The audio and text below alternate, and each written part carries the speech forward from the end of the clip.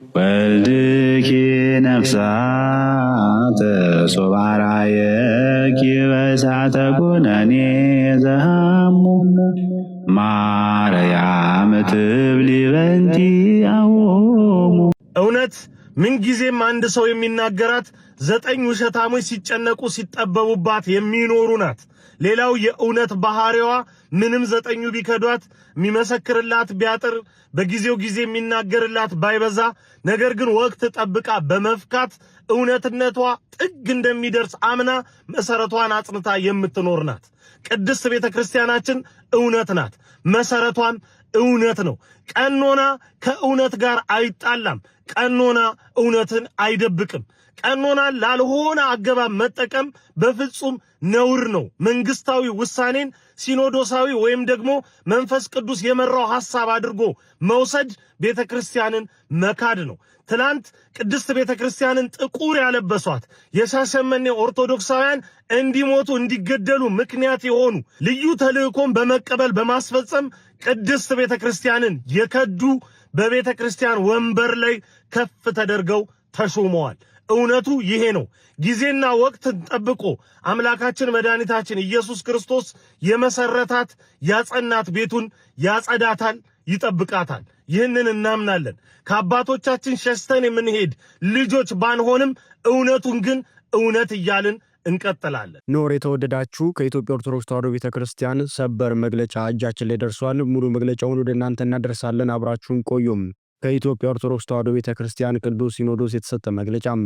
በመንፈስ ቅዱስ የሚመራው የኢትዮጵያ ኦርቶዶክስ ተዋሕዶ ቤተክርስቲያን ቅዱስ ሲኖዶስ በፍትህ መንፈሳዊ አንቀጽ 5 ቁጥር 164 በተደነገገው መሰረት የርከበ ካህናት መደበኛ ስብሰባውን ከግንቦት 6 ቀን 2017 ዓ.ም እስከ ግንቦት 19 ቀን 2017 ዓ.ም ድረስ አካሂዷል።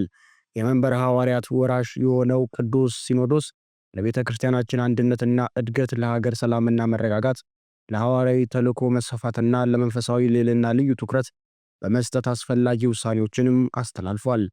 በዚሁ መሰረትም ለሰላምና ለአንድነት ቅድሚያ መስጠት፣ ምትክ ለሌለው የሰው ልጅ ሕይወት ባላደራ የሆነው ቅዱስ ሲኖዶስ ስለ ሰላም ያለማቋረጥ መጸለይ፣ ጸሎተ ምህላ ማወጅ፣ የሰላምና የአንድነት ጥሪ ማስተላለፍ እንደተጠበቀ ሆኖም ለሰላምና ለአንድነት ልዩ ትኩረት ሰጥተው ሁሉን አቀፍ ሥራ የሚሰሩ ብፁዓን አበው ሊቃነ ጳጳሳትን የሀገራዊ ሰላምና የቤተክርስቲያን አንድነት ኮሚቴ በማድረግ ቅዱስ ሲኖዶስ ሰይሟል። ኮሚቴውም ዘላቂ ሰላምና አንድነትን ለማስፈን የዜጎችን ሕይወት እየነጠቀ ያለው ግጭት እንዲቆም ጥረት እንዲያደርግ የቅዱስ ሲኖዶስ አባላትን ባካተተ መልኩ በየደረጃው የምክክርና የግንዛቤ ማስጨበጫ ስልጠና ውይይቶችንና የጥናት መድረኮችን እንዲያዘጋጅ አፈጻጸሙንም በየ3 ወሩ ለቋሚ ሲኖዶስ ሪፖርት እንዲያደርግ ቅዱስ ሲኖዶስ ወስኗል። ለሰዋሰው ብርሃን ቅዱስ ጳውሎስ መንፈሳዊ ኮሌጅ የትርጓሜ መጽሐፍትና የሴሚናሪ ደቀ መዛሙርት የሚሰጠው የምስክር ወረቀት ዲግሪ እንዲሆን በተወሰነው መሰረት በመማር ላይ ያሉትና በቀድሞ ስርዓተ ትምህርት ተምረው በመመረቅ ቤተክርስቲያንን በማገልገል ላይ ያሉ የሚገኙትም ምሩቃን ተጓዳኝ ትምህርቱን ተምረው ዲግሪያቸውን ማግኘት እንዲችሉ የቀረበው ስርዓተ ትምህርት ተግባራዊ እንዲደረግ በኮሌጁ የተጀመረው ሁለገብ ህንጻም በተያዘበት የጊዜ ሰሌዳ መሰረት እንዲጠናቀቅ ቅዱስ ሲኖዶስ ወስኗል።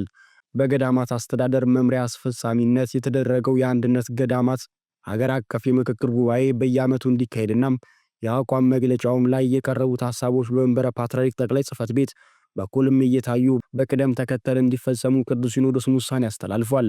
የኢትዮጵያ ኦርቶዶክስ ተዋሕዶ ቤተክርስቲያን ለሀገራችን እድገትና ስልጣኔም ፈርቀዳጅ በመሆን ያበረከተችው አስተዋጽኦ በታሪክ ምዕራፍ ውስጥ ጉልህነት ያለው ሲሆን አሁንም እየተሰራ ባለው የኮሪደር ልማት መርሃ ግብር ላይ ኃላፊነቷን እየተወጣችም ትገኛለች። ይህንን ቋሚ ታሪክ ያልዘነጋው የአዲስ አበባ ከተማ አስተዳደር ክብርት ከንቲባ ወይዘሮ አዳነች አቤቤም የቤተ ክርስቲያንን ይዞታ ለግንባታ በሚመች ሁኔታ አሰባስቦም በመስጠት ለፈረሱ ቤቶች ካሳ በመክፈል በጽርሐ ምኒልክ ህንጻ ምትክ በነባሩ ቦታ ላይ በመንግስት በጀት መልሶ እንዲገነባ በማድረጋቸውም ቅዱስ ሲኖዶስ ምስጋናውንም ያቀርባል። በይዞታቸውም ላይ ደረጃውን የጠበቀ ግንባታ ለማካሄድ የገቢ አሰባሳቢ ኮሚቴ ተሰይሞ ገቢ የማሰባሰብ ስራው በህጋዊ መንገድ እንዲከናወን ቅዱስ ሲኖዶስ መመሪያም ሰጥቷል። በመሆኑም በፈረሱት ቤቶች ምትክ የተረከብናቸውን ክፍት ቦታዎች በአጭር ጊዜ ማልማት ግዴታ ስለሆነ በዓለም ዙሪያ ያላቸው ኦርቶዶክሳውያን የመንፈስ ቅዱስ ልጆቻችን እንደ አባቶቻቸውም የታሪክ ባለቤቶች ትሆኑ ዘንድ ልማቱን በገንዘብና በእውቀት እንድታገዙ ቅዱስ ሲኖዶስ ጥሪውንም ያቀርባል። በአዲስ አበባ ሀገረ ስብከት ጽሕፈት ቤት የተፈጠረውን የአስተዳደር ችግር አስመልክቶ በብፁዓን አባቶች የሚመራው አጣሪ ልዑክ ባቀረበው ሪፖርት መሰረትም ውይይት በማድረግና የሥራ ኃላፊነቱንም በማንሳት ቅዱስ ሲኖዶስ አስተዳደራዊ ውሳኔዎችንም አስተላልፏል። ወደፊትም በየደረጃው ያለውን ችግር ማስተካከል ይቻል ዘንድም ችግሩን እያጠና የሚያቀርብ ኮሚቴ እንዲቋቋም ምልዓተ ጉባኤውም ወስኗል።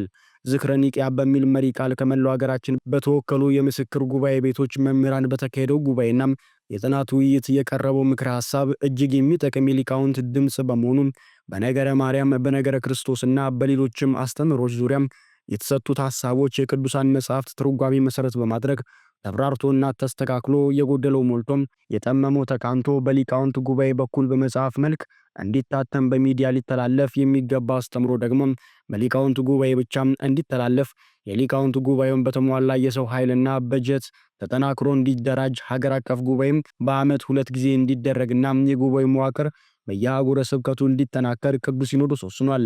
የመናገሻ አምባ ማርያምና የጋራው ደብረ መድኃኒት መድኃኔዓለም አንድነት ገዳም ጥንታዊ የሆነ ሰፊ ታሪክ ያለው በመሆኑም ሁለቱ ገዳማት በአንድነት አበምኔት በአንድነት ገዳም ስርዓት በጋራ እንዲመሩ ቅዱስ ሲኖዶስም ወስኗል።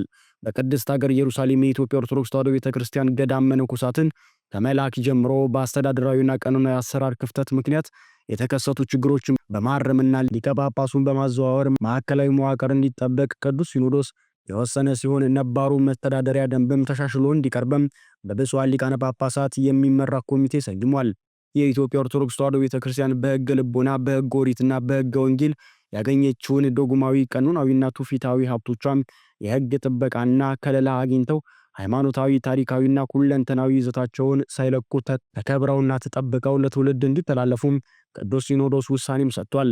የ2018 ዓ.ም የመደበኛና የካፒታል ዓመታዊ በጀት ብር 5,407,415,607 ብር ከ25 ሳንቲም እንዲሆንና የበጀት አረስቱ ተጠብቆ ስራ ላይ እንዲውል ቅዱስ ሲኖዶስ ወስኗል። በቅድስት ሥላሴ መንፈሳዊ ዩኒቨርሲቲ በመገንባት ላይ የሚገኘውን ሕንፃ በተመለከተም የተፈጠረው የአሰራር ግድፈት እንዲታረም ዩኒቨርሲቲው ከባንክ ጋር የገባው የብድር ውል እንዲቋረጥና የተጀመረውም ሕንፃ በራሱ አቅም እንዲገነባ ሆኖም የቤተ ክርስቲያናችንን አንጡራ ሀብት ማለትም ሕንፃዎችን፣ መሬቶችንና ሌሎች ቋሚ ንብረቶችን በማስያዝ የሚደረጉ ብድሮች ተፈጻሚ እንዳይሆኑ የሚያደርግ መመሪያ ለሁሉም አህጉረ ስብከት እንዲተላለፍ ቅዱስ ሲኖዶስ ወስኗል። የቤቶችንና ሕንፃዎችን አስተዳደር ልማት ድርጅትን አስመልክቶም በቀረበው ሪፖርት መሰረት የሥራ ክፍተቱን በማረም በየደረጃው ያሉ ኃላፊዎች እንደየጥፋታቸው እንዲጠየቁና እንዲታረሙ ቅዱስ ሲኖዶስ ውሳኔ ሰጥቷል። የቅዱስ ሲኖዶስ ዋና ጸሐፊና የመንበረ ፓትርያርክ ጠቅላይ ቤተ ክህነት ጽሕፈት ቤት ዋና ሥራ አስኪያጅ ምርጫን አስመልክቶ በሥራ ላይ የነበሩት ብፁዓን አባቶች የሥራ ዘመናቸውን ያጠናቀቁ በመሆኑም ለቀጣይ 3 ዓመታት የሚመሩ ብፁዓን አባቶች ለመምረጥ እጩዎቹን የሚያቀርቡ ብፁዓን አበው ሊቃነ ጳጳሳትን በመሰየም ምልዓተ ጉባኤው ተገቢውን ምርጫ አከናውኗል። በዚህም መሰረት ለቅዱስ ሲኖዶስ ዋና ጸሐፊነት ብፁዕ አቡነ ዲዮስቆሮስ በደቡባዊ ዞን ማይጨው የደቡባዊ ምስራቅ ትግራይና የራያ አህጉረ ስብከት ሊቀ ጳጳስ መርጦ ሰይሟል። የመንበረ ፓትርያርክ ጠቅላይ ቤተ ክህነት ጽሕፈት ቤት ዋና ሥራ አስኪያጅነት ብፁዕ አቡነ ሳዊሮስ የደቡብ ምዕራብ ሸዋ የሸገር ከተማና የምስካየ ኅዙናን መድኃኔዓለም ገዳም የበላይ ኃላፊ ሊቀ ጳጳስን መርጦም ሰይሟል። ብፁዕ አቡነ ሕርያቆስ የሃዲያና ስልጤ አህጉረ ስብከትን እንደያዙም የአዲስ አበባ ሀገረ ስብከት ሊቀ ጳጳስ እንዲሆኑ ሰይሟል። ብፁዕ አቡነ ናትናኤል የቅድስት ሀገር ኢየሩሳሌም ሊቀ ጳጳስ ሆኖም እንዲሰሩ ቅዱስ ሲኖዶስ መርጦ ሰይሟል። ብፁዕ አቡነ ሄኖክ የደቡብና ምዕራብ አፍሪካም ሀገረ ስብከት ሊቀ ጳጳስ፣ ብፁዕ አቡነ ናትናኤል የሚኒሶታና የኮሎራዶ ሀገረ ስብከት ሊቀ ጳጳስ ሆነው እንዲሰሩ ቅዱስ ሲኖዶስ መድቧል። ብፁዕ አቡነ ገብርኤል የምዕራብ ሸዋ ሀገረ ስብከት ሊቀ ጳጳስ፣ ብፁዕ አቡነ ፊሊጶስ የደቡብ ኦሞና አሪዞኖች አህጉረ ስብከት ሊቀ ጳጳስ፣ ብፁዕ አቡነ በርናባስ የደቡብ ካሊፎርኒያ ሀገረ ስብከት ሊቀ ጳጳስ በሚዲያ ያስተላለፏቸው ትምህርቶች ስህተትና ነቀፋ ያለባቸው መሆናቸውን አምነው ቅዱስ ሲኖዶስንና መላው ሕዝበ ክርስቲያንን ይቅርታ በመጠየቃቸው ሊቃውንተ ጉባኤውም ከቅዱሳት መጻሕፍት በማጣቀስ ያቀረበውን አስተምሮም የተማሩት የሚያምኑትንና የሚያስተምሩትን መሆኑን በመግለጻቸው ቅዱስ ሲኖዶስ የሦስቱን አባቶች ይቅርታ ተቀብሎ ወደፊት እንዲህ አይነት የስህተት ትምህርት ውስጥም እንዳይገኙና ነቀፋ ያለበትን ትምህርታቸውን በማረምና በማስተካከል ርቱ የሆነውን የቤተ ክርስቲያናችንን አስተምሮ መሰረት በማድረግ በኢትዮጵያ ኦርቶዶክስ ተዋሕዶ ቤተ ክርስቲያን መገናኛ ብዙሃን ስርጭት ድርጅት በመቅረብም ትምህርት እንዲሰጡ በማለት ምልዓተ ጉባኤ ወስኗል። በሀገር ውስጥና በውጭ ሀገር የሚገኙ በግልና በቡድን ተደራጅተው ማህበራዊ ሚዲያዎችን በመክፈት ከሃይማኖት ስነ ምግባር በወጣ መልኩን የቤተ ክርስቲያናችንን ልዕልና የቅዱስ ሲኖዶስን ክብር የሚጋፉ የአባቶችንና የአገልጋዮችን ተልዕኮ የሚያደናቅፉና ያልተገባና መሰረት የሌለው መግለጫም የሚያሰራጩ አካላት እንዲታረሙ ቅዱስ ሲኖዶስ ለአንዴና ለመጨረሻ ጊዜ በጥብቅ ያሳስባል። በመጨረሻም በሀገራችን በአንዳንድ ቦታዎች የሚታየው ግጭትንና መፈናቀል ተወግዶ የሰው ልጅ የመኖር የመዘዋወር መብት ተከብሮም ሰብአዊ ክብሩ ተጠብቆ ሁሉም ዜጋ በእኩልነት በሰላምና በፍቅር ተከባብሮ በጋራ እንዲኖር አለመግባባቶችን በውይይት እንዲፈቱ ቤተ ክርስቲያን የሰላም ጥሪዋን ታስተላልፋለች።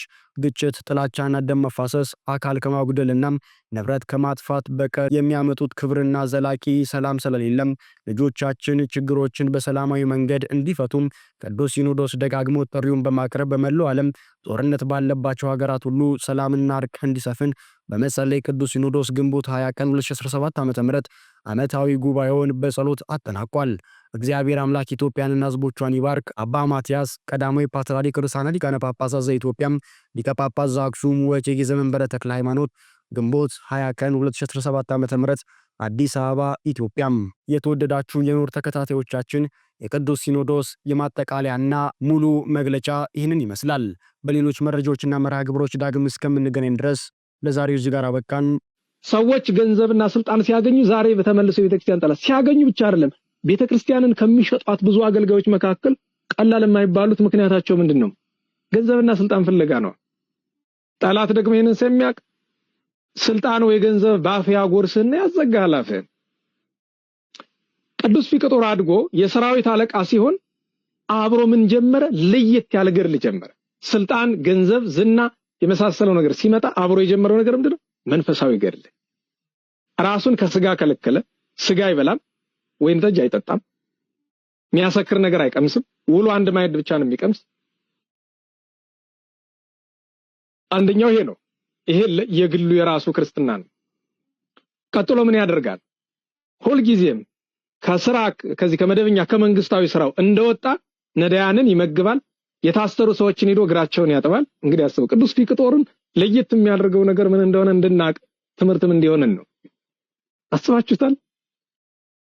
በሮም መንግስት ማለትም የዓለምን ግማሽ በምትገዛው በዛ ዘመን በነበረችው የሮም መንግስት ውስጥ የሰራዊት አለቃ የመንግስቱ ሶስተኛው ባለስልጣን ከዲዮቅልጥያኖስ ምስራቁን ሮም ከሚገዛው ከዲዮቅልጥያኖስ በስልጣን ሶስተኛ ደረጃ ላይ ተቀመጠ። ሶስተኛው ሚኒስተር ሆነ።